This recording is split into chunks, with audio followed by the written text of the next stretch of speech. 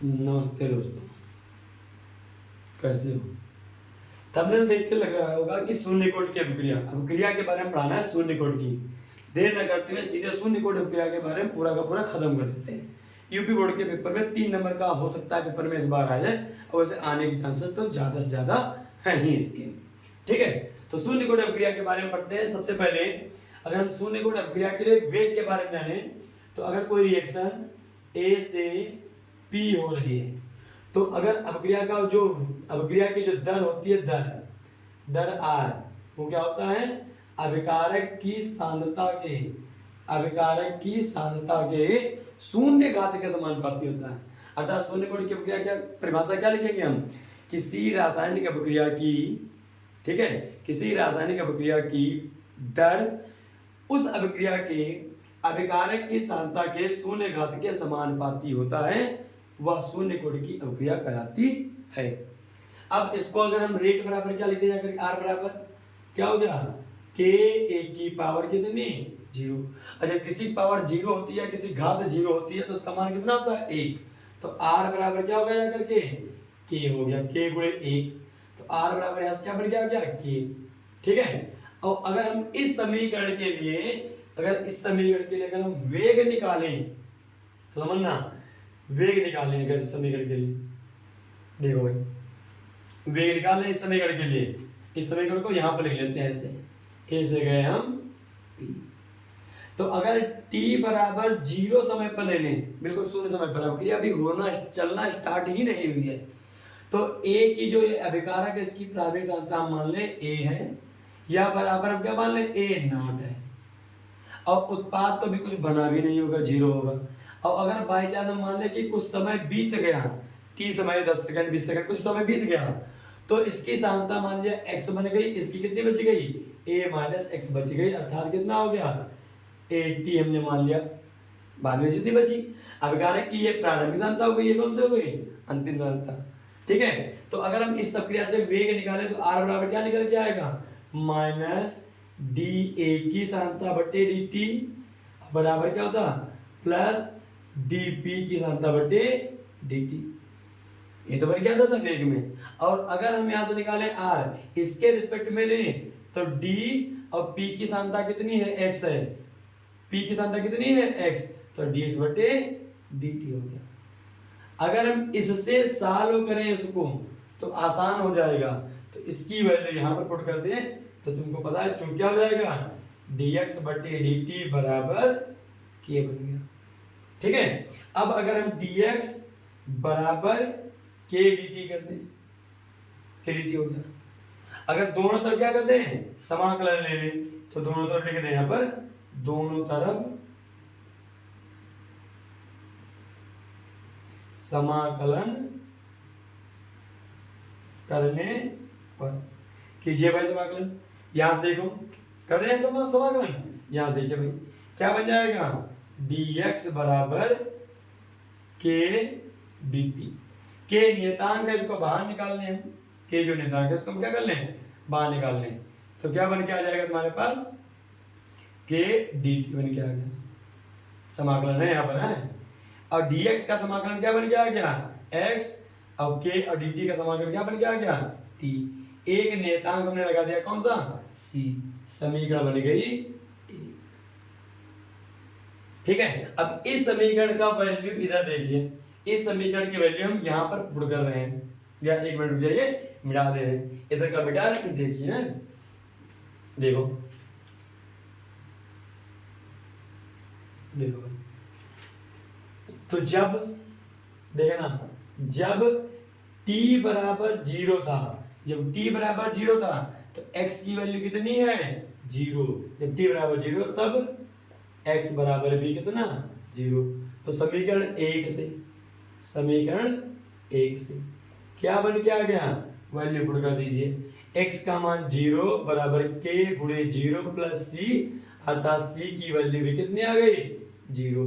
और c का मान हम समीकरण 1 में रखने पर, c का मान समीकरण 1 में रखने पर, रख दे भाई, रखने पर रखो रखो रखो रखो। तो क्या बन के आ जाएगा? x बराबर के टी प्लस 0। x बराबर क्या बन के आ गया kt। एक तो ये समीकरण बन के आ गई। और अगर हम समीकरण देखें x की वैल्यू यहां से निकाले, यहां से यहां निकाले, तो देखना बहुत ध्यान से देखना, x को हम इधर ले जाएं इधर, x को इधर प्लस में आ गया, और ये a नॉट t इधर ले आए, तो क्या बन गया देखना, यहां पर बन गया a नॉट माइनस at बराबर क्या बन के आ गया kt। ये भी एक इक्वेशन तुम्हारे पास समाकलित वेग समीकरण समझना।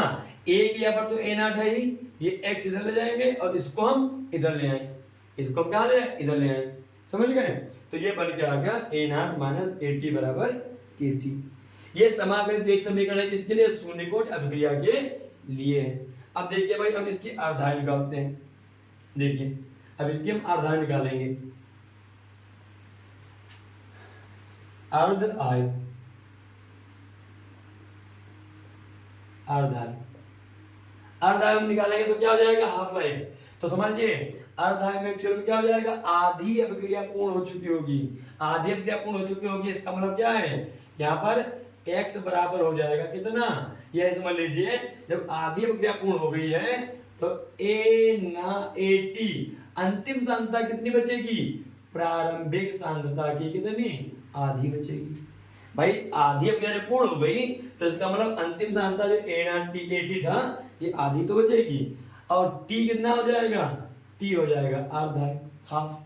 सो इस समीकरण 2 से लिख लीजिए भाई, समीकरण 2 से क्या बन गया, क्या समीकरण 2 से ये बन के आ गया a not minus a not बटे 2 बराबर k, और क्या बन गया t हाफ बना नहीं बना।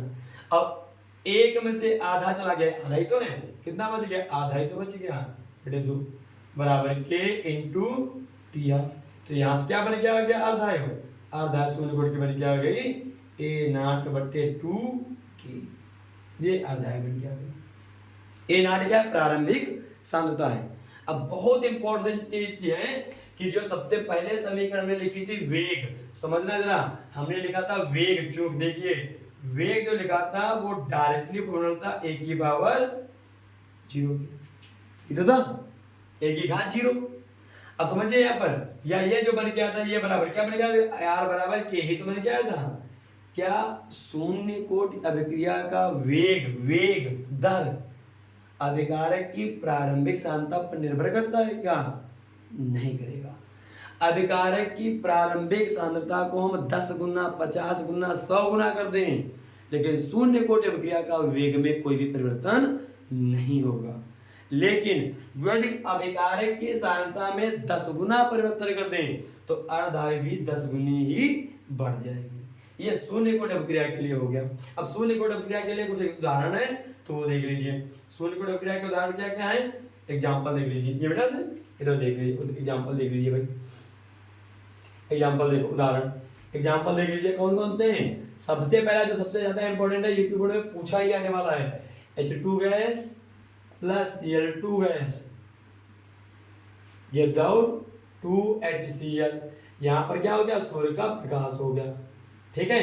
सूर्य के प्रकाश के बदले में जब ये हाइड्रोजन क्लोराइड गैस बनेगी तब ये शून्य कोटि अभिक्रिया का होगा, अर्थात इसके लिए क्या हो जाएगा, वेग जो हो जाएगा k H2 की पावर भी 0 और Cl2 की पावर भी कितनी 0। इस अभिक्रिया में हम हाइड्रोजन की सांद्रता चाहे जितनी बढ़ा दें, क्लोरीन को चाहे जितना मिला दें, लेकिन अभिक्रिया के वेग पर कोई भी प्रभाव नहीं पड़ेगा। एक ये रिएक्शन। दूसरी रिएक्शन देखो भाई, दूसरी रिएक्शन क्या है, 2NH3 से अगर हम यहाँ पर मॉलिब्डेनम ले लें या फिर यहाँ पर हम टंगस्टन भी ले सकते हैं, और क्या बन गया गया N2 प्लस 3H2 गैस। इस अभिक्रिया का भी वेग जो हो जाएगा k अमोनिया की घात कितनी 0, अर्थात अमोनिया की सांद्रता हम चाहे जितनी बढ़ा दें वेग पर कोई भी प्रभाव पड़ेगा ही नहीं, कुछ भी नहीं पड़ेगा, कोई भी प्रभाव नहीं पड़ेगा। तीसरी समीकरण देख लीजिए भाई, इसकी N2O, इसका अगर हम प्लेटिनम के बदले में अपघटन कर दें तो क्या बन गया nitrogen gas plus half O2। इसके लिए भी अगर हम वेग बनाएं R बराबर क्या बन के आ जाएगा K और N2O की सांद्रता की घात कितनी 0, क्योंकि शून्य कोटि के तो शून्य कोटि में पावर कितनी रहेगी 0।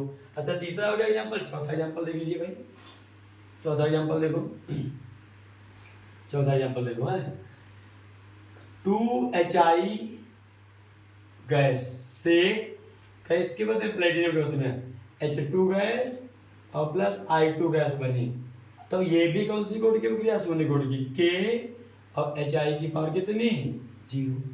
तो ये चारों समीकरण शून्य कोटि की प्रक्रियाएं हैं और इन चारों में से पेपर में बहुविकल्पी में एक आ सकता है और शून्य कोटि की प्रक्रिया तो पेपर में 100% आनी ही आनी है 2 नंबर की, समझ गए, ध्यान रखना।